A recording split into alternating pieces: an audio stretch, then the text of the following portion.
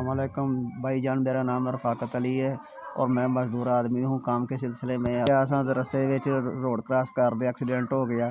वो आप कार वाला तो नस गया। बाद चो बंदे ने फड़ तड़ के हस्पताल दाखिल कराया। यार 15-20 दिन मैं हस्पताल रहा वहाँ, लेकिन मेरे को पैसे भी कोई नहीं सी दवाई वास्ते। उस तो बाद महल्ले वाले ने भैन भरावां ने पैसे कट्ठे करके तो मेरा इलाज कराया वे।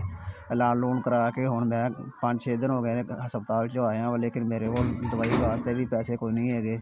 बराए मेहरबानी मेरे को पैसे भी कोई नहीं सी। महल्ले वाले ने पिंड वाले ने सारे ने रल के 2-3 मस्जिदां पिंड दे जितनियां मस्जिदां ने सारियां दे विच ऐलान करा के चंदा इकट्ठा किया और वो जरिए मेरा इलाज किया कराया गया, लेकिन वो पैसे भी खत्म हो गए ने। हस्पताल दाखिल रहा, लेकिन 5-6 दिन हो गए हस्पताल वाले ने मैंने छुट्टी दी है। लेकिन उन्हें दवाई वास्ते भी क्या दवाई खानी है, लेकिन मेरे को घर राशन वास्ते भी पैसे कोई नहीं है कि दवाई किवें लैनी है। दवाई भी 10,000 रुपये हफ्ता वा रहे हैं, लेकिन इतने पैसे मेरे को अफोर्ड नहीं है कि मैं गड्डी भी करा सका या दवाई लै सका। पानी है इमदाद करोगे, जितनी जल्दी इमदाद करोगे मैं दवाई खावांगा उतनी जल्दी मैनू आराम आवेगा और मैं बच्चों वास्ते अपनी रोज़ी कमा सकांगा।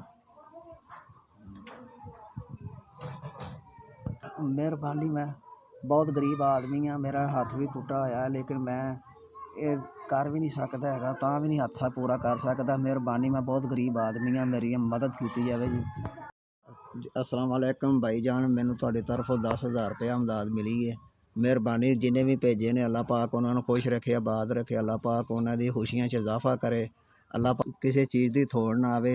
मेहरबानी, अल्लाह पाक इन्होंने होर ज़्यादा देवे। अल्लाह पाक उन्होंने बच्चों घर वालों उन्होंने जितने अहलो अयाल है सब नूं खुश रखे।